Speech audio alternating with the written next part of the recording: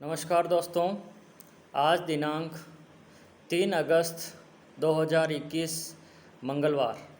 पिछली क्लास के अंतर्गत हम पाठ्यक्रम के प्रकारों के संदर्भ में अध्ययन कर रहे थे और इसके अंतर्गत हमने अनुभव केंद्रित पाठ्यक्रम एवं शिल्पकला केंद्रित पाठ्यक्रम के संदर्भ में जाना था कि किस प्रकार से अनुभव केंद्रित जो पाठ्यक्रम का निर्माण किया जाता है उसमें एक्सपीरियंस को प्राथमिकता दी जाती है और दूसरा जो पाठ्यक्रम था शिल्पकला केंद्रित पाठ्यक्रम, उसमें किस प्रकार से क्राफ्ट की एजुकेशन के द्वारा बालकों के शारीरिक एवं मानसिक विकास को उन्नत करने के लिए प्रयास किया जाता है।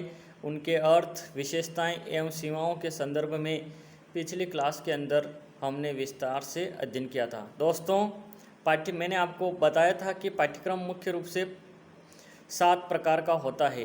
तो उसके अंतर्गत पिछली 2 क्लास के अंतर्गत हमने पाठ्यक्रम के 4 प्रकारों के संदर्भ में जाना। आज हम बाकी के 3 प्रकार है पाठ्यक्रम के: कार्य केंद्रित पाठ्यक्रम, सुसंबंध या संबंधित पाठ्यक्रम और कोर पाठ्यक्रम। इनके विस्तार संबंध में आज की क्लास के अंतर हम चर्चा करेंगे। उसके अंतर्गत पाठ्यक्रम का 5वां प्रकार हम लेते हैं कार्य केंद्रित पाठ्यक्रम, एक्टिविटी सेंटर्ड करिकुलम। कार्य केंद्रित पाठ्यक्रम के अंतर्गत विभिन्न क्रियाओं द्वारा छात्रों को शिक्षा देने की योजना होती है। यानी कि ये जो पाठ्यक्रम होता है, इस पाठ्यक्रम के अंदर सबसे ज़्यादा प्रायोरिटी एक्टिविटी को होती है। जो भी शिक्षण अधिगम प्रक्रिया बालकों से करवाई जाती है उसमें एक्टिविटी का पूरा ध्यान रखा जाता है और बालकों को एक्टिविटी बेस्ड शिक्षा के द्वारा उसको तैयार किया जाता है। इन क्रियाओं एवं कार्यों का आयोजन छात्रों की रुचियों, उनकी आवश्यकताओं, अनुभवों, बौद्धिक स्तर तथा सामाजिक मूल्यों एवं आवश्यकताओं के अनुसार किया जाता है। यानी कि जो भी एक्टिविटीज़ बालक से करवाई जाएगी उसमें ध्यान इस बात का रखना ज़रूरी होगा कि बालक की रुचि क्या है, उसकी आवश्यकता क्या है, उसके बौद्धिक अनुभव क्या हैं और किन सामाजिक मूल्यों की उनको ज़रूरत है। उन चीज़ों को ध्यान में रखते हुए एक्टिविटीज़ बालक से करवाई जाएगी। कार्यों का चयन, यानी कि जो वर्क का हम सिलेक्शन करेंगे उसमें शिक्षक एवं विद्यार्थियों के परस्पर सहयोग एवं सामंजस्य के द्वारा उसका निर्धारण किया जाएगा। सुप्रसिद्ध प्रयोजनवादी शिक्षा शास्त्री जॉन डुवी ये प्रयोजनवादी माने जाते हैं। शिक्षा की प्रकृति के अंदर हमने देखा था प्रकृतिवादी शिक्षा, प्रयोगवादी शिक्षा, प्रयोजनवादी। तो जॉन डुवी है जो है वे प्रयोजनवादी शिक्षा शास्त्री कहलाते हैं और उन्होंने अपनी प्रोजेक्ट मेथड में क्रियाशील पाठ्यक्रम के ऊपर महत्वपूर्ण प्रयोग किया और इस पाठ्यक्रम के ऊपर उन्होंने पूरा जोर दिया, क्योंकि प्रायोजनी विधि के जनक भी जॉन डुवी जाने जाते। उन्होंने छात्रों को ऐसे कार्यों द्वारा शिक्षा प्रदान करने का सुझाव दिया जिनके सीखने पर वे भविष्य में आत्मनिर्भर जीवन, सेल्फ सपोर्टिंग लाइफ व्यतीत कर सके। यानी कि इस प्रकार के पाठ्यक्रम के द्वारा जब बालक शिक्षा प्राप्त करेगा तो निश्चित रूप से उनके भावी जीवन के अंदर वो पूर्ण रूप से आत्मनिर्भर होंगे। अगला पाठ्यक्रम का प्रकार है सुसंबंध या संबंधित पाठ्यक्रम, कोरिलेटेड करिकुलम।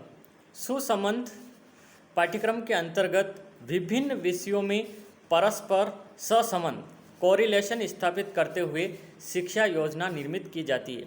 क्योंकि एक विषय का ज्ञान दूसरे विषय के ज्ञान के लिए किस प्रकार से लाभदायक हो सके, इस बात का ध्यान में रखते हुए पाठ्यक्रम का निर्माण किया जाता है और विषयों को आपस में सहसंबंधित किया जाता है।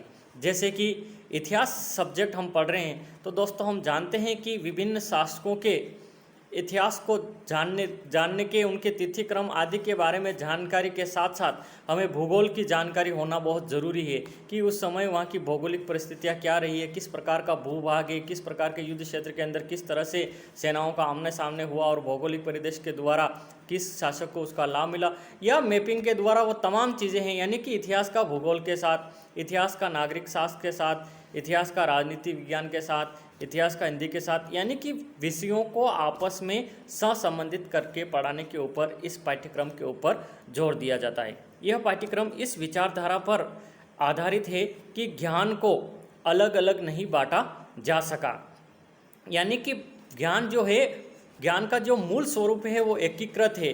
केवल विभिन्न विषयों में उसको विभाजित इसलिए किया जाता है कि वो अध्ययन के सुविधा के लिए है। इसलिए यह जो पाठ्यक्रम होता है उसका स्पष्ट मानना है कि ज्ञान को खंडों में या अलग अलग नहीं बांटा जा सकता। ज्ञान एक इकाई या यूनिट है, अतः उसे संबंधित रूप से ही प्रदान करना चाहिए। यदि एजुकेशन को हम एकीकृत रूप से एक विषय का दूसरे विषय से कोरिलेशन करते हुए यदि उसको बालकों को पढ़ाया जाएगा तो निश्चित रूप से बालकों के ज्ञानार्जन के अंदर विकास होगा, वृद्धि होगा। पाठ्यक्रम का अंतिम प्रकार है दोस्तों कोर पाठ्यक्रम। अब कोर पाठ्यक्रम ऐसा पाठ्यक्रम है जिसमें एक बहुमुखी पाठ्यक्रम की जो संकल्पना है उनके गुणों को सम्मिलित किया जाता है, यानी कि कोर पाठ्यक्रम एक बहुमुखी पाठ्यक्रम है जिसमें विभिन्न प्रकार के पाठ्यक्रमों का समावेश होता है। कोर पाठ्यक्रम में कुछ विषय अनिवार्य होते हैं एवं कई विषय ऐसे होते हैं जिनमें से कुछ को विद्यार्थी अपनी रुचियों एवं क्षमताओं के अनुसार चुन लेते हैं। जिस प्रकार से आपकी जो एजुकेशन का जो सिस्टम है दोस्तों, उसमें हम यदि देखें तो निश्चित रूप से उसमें कोर पाठ्यक्रम का गुण है कि कुछ सब्जेक्ट तो ऐसे होते हैं जिसको आपको अनिवार्य रूप से उनको पढ़ना होता है। जैसे कि भाषा के सब्जेक्ट हम देख लें, हिंदी है तो अनिवार्य हिंदी है, अंग्रेजी यानी कि भाषा का ज्ञान बालक को होना ज़रूरी है तो वो अनिवार्य विषय के रूप में डाल दिया जाता है। आज हम जानते हैं सूचना एवं तकनीकी का ज़माना है तो इसमें बालकों को IT के क्षेत्र में जानकारी होना ज़रूरी है, तो आज के इस पाठ्यक्रम के अंदर कंप्यूटर का जो सब्जेक्ट है उसको भी एक अनिवार्य पाठ्यक्रम के रूप में जोड़ा जाता है, सब्जेक्ट के रूप में जोड़ा जाता है। तो इस तरह से ये अनिवार्य सब्जेक्ट हो जाते हैं। उसके बाद 3 ऑप्शनल जो कि बच्चे का रुचि और उसकी क्षमता है, जो जिस सब्जेक्ट को पढ़ना चाहता है उसके अनुरूप वो उस पाठ्यक्रम सब्जेक्ट का चयन कर सकता है। तो कहने का तात्पर्य ये है दोस्तों कि कोर पाठ्यक्रम के अंदर विभिन्न विषयों के जो चीज़ें हैं उनको संबंधित करते हुए पढ़े जाती है, जिनमें से कुछ को विद्यार्थी अपनी रुचि एवं क्षमताओं के अनुसार चुन लेते हैं। जैसे कि किसी आर्ट्स का स्टूडेंट है और किसी का ज्योग्राफी के अंदर रुचि है तो वो भूगोल को 3 सब्जेक्ट उसको चुनना होता है। किसी की हिस्ट्री के अंदर है तो ज्योग्राफी चुन लिया, हिस्ट्री चुन लिया या इकोनॉमिक्स चुन लिया, कोई सा भी 3 सब्जेक्ट को वो अपनी चॉइस के अनुसार चुन सकता है। कोर पाठ्यक्रम के उद्देश्य क्या होते हैं? AIIMS of core curriculum. Core पाठ्यक्रम का उद्देश्य व्यक्ति एवं समाज दोनों का विकास करना होता है। प्रत्येक बालक को देश का एक अच्छा नागरिक, गुड सिटीजन बनाना इसका प्रमुख उद्देश्य होता है कि देश के लिए जो भावी नागरिक के रूप में बालक तैयार हो रहा है वो एक अच्छे नागरिक के रूप में तैयार हो, इस पाठ्यक्रम का मुख्य उद्देश्य होता है। बालकों को वास्तविक समस्याओं को सुलझाने का अनुभव देना, यानी कि बालक जब भविष्य के अंदर जाएगा तो जीवन के अंदर हम जानते हैं कि व्यक्ति को कई प्रकार की समस्याओं का सामना करना पड़ता है, लेकिन सफल व्यक्ति वही होता है जो उन समस्याओं का अच्छी तरह से मुकाबला करता है और अपनी बुद्धि एवं चातुर्य के द्वारा उसको हल करता है, तो निश्चित रूप से वो सफल होता है। तो बालकों को इस पाठ्यक्रम के द्वारा भावी जीवन के अंदर जो समस्या आती है उसका सामना करने के योग्य बनाया जाता है। ये इस पाठ्यक्रम के 2 मुख्य उद्देश्य होते हैं। पहला, देश के लिए एक गुड सिटीजन तैयार करना, अच्छे नागरिक के रूप में उसको तैयार करना, और दूसरा उसके जीवन के अंदर कोई समस्या आती है तो वो उसको अच्छी तरह से फेस कर सके। क्योंकि दोस्तों आज के परिप्रेक्ष्य में हम देखें तो आज के बालकों के अंदर जो मैं कहूँ धैर्य की जो भावना है वो बहुत कम हो गई है। छोटी सी जीवन के अंदर कोई समस्या आती है तो बालक कुछ का कुछ कर लेता है। आज आए दिन पत्र पत्रिका के अंदर हम देखते हैं कि बालक को छोटा सा कोई तनाव होता है छोटी सी चीज़ के लिए और बालक सुसाइड आदि की क्रिया कर लेते हैं। तो इस प्रकार की चीज़ों से बालकों को उभारने के लिए कि बालकों के अंदर ऐसी सोच विकसित ही नहीं हो और कितनी भी कठिन समस्या बालक के सामने क्यों न आए, लेकिन बालक उस समस्या का आसानी से सामना कर ले, इस प्रकार की भावनाओं को इस पाठ्यक्रम के द्वारा उसको विकसित की जाती है। कोर पाठ्यक्रम के अनिवार्य सब्जेक्ट कौन कौन से होते हैं उसको भी हम देख लेते हैं कि इस पाठ्यक्रम के अंदर कंपलसरी सब्जेक्ट कौन कौन से लगाए जाते हैं। इसके अंदर कई अनिवार्य विषयों को स्थान दिया गया है, जो मुख्य रूप से नंबर 1 स्वास्थ्य शिक्षा एवं शारीरिक प्रशिक्षण, यानी कि बालक को हेल्थ के अंदर, क्योंकि कहा गया है कि यदि व्यक्ति स्वस्थ है, स्वस्थ जीवन, व्यक्ति का स्वस्थ जीवन जीना बहुत ही आवश्यक होता है। और यदि व्यक्ति के अंदर स्वास्थ्य उसका अच्छा है तो निश्चित रूप से उसने सब कुछ पा लिया है। तो स्वास्थ्य एवं शारीरिक शिक्षा से संबंधित उसको प्रशिक्षण दिया जाता है। दूसरा, कला, संगीत एवं प्रायोजनाकारी से संबंधित विषय का उसको ज्ञान दिया जाता है। तीसरा, साइंस से संबंधित। और चौथा, मानवीय एवं सामाजिक विषय जो कि ह्यूमन एंड सोशल सब्जेक्ट से संबंधित होते हैं, इन विषयों को इसमें स्थान दिया जाता है। पांचवा विषय है गणित और छठा है भाषा। ये प्रमुख रूप से अनिवार्य विषय के रूप में उनमें जोड़े जाते हैं। अब हमारे सामने प्रश्न आता है कोर पाठ्यक्रम की विशेषताएं क्या है।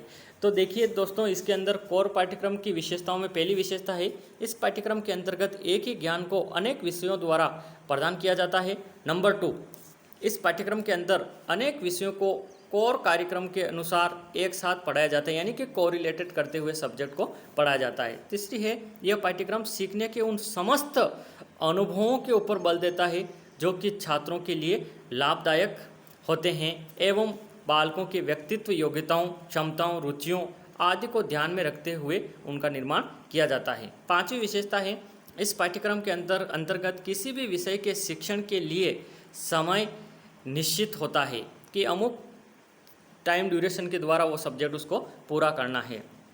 अगला है, इस पाठ्यक्रम में बालकों को विभिन्न क्रियाओं द्वारा वर्तमान एवं भावी समस्याओं का समाधान करने का प्रयास किया जाता है। ऐसी कई एक्टिविटीज़ के द्वारा बालक को इस प्रकार से तैयार किया जाता है ताकि वो भावी जीवन के अंदर जो समस्या आती है उसका सामना कर सके। अगली विशेषता है, इस पाठ्यक्रम में शिक्षकों को शिक्षण विधियों के चयन में स्वतंत्रता होती है। शिक्षक की जो रुचि है उसके अनुरूप शिक्षण विधि का चयन करते हुए पाठ्यक्रम को पढ़ाए। और अंतिम विशेषता है, यह पाठ्यक्रम ज्ञान के विभिन्न क्षेत्रों में कोरिलेटेड स्थापित करता है।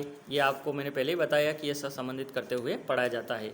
अगला है, कोर पाठ्यक्रम की सीमाएं क्या है, क्या लिमिट्स है इसकी।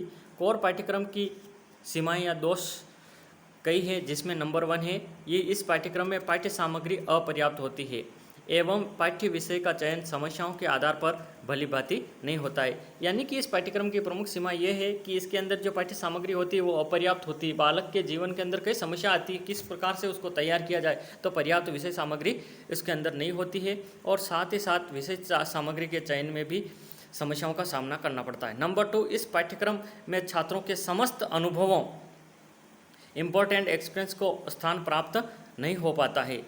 और तीसरी सीमा है, इस पाठ्यक्रम द्वारा प्राप्त किए हुए ज्ञान में कोई क्रमबद्धता नहीं होती है। और कोई भी ज्ञान दिया जाता है तो उसका शिक्षण का एक विशेष सूत्र होता है, ज्ञात से अज्ञात की ओर, सरल से जटिल की ओर और क्रमबद्धता का ज्ञान, लेकिन इस पाठ्यक्रम में इस बात का ध्यान नहीं रखा जाता है। अगली दोष है, इस पाठ्यक्रम द्वारा शिक्षण में समय अधिक लगता है। और पांचवी है, इस पाठ्यक्रम के अनुसार पढ़े हुए छात्रों में कॉलेज प्रवेश पाने में जो उसके मापदंड होते हैं उनको वो पूरा नहीं कर पाते हैं। तो दोस्तों, कुछ अच्छाइयों के साथ कुछ कमियां भी इस पाठ्यक्रम के अंदर है। तो दोस्तों, इस प्रकार से आज हमने पाठ्यक्रम के जितने भी प्रकार थे, 7 प्रकार के 3 क्लास के अंतर्गत उनको पूरा किया। आगे नेक्स्ट जब भी मिलेंगे न्यू कंटेंट के साथ मैं आपके समक्ष प्रस्तुत होऊंगा। दोस्तों, आज की क्लास के अंदर इतना ही। जय हिंद, जय भारत।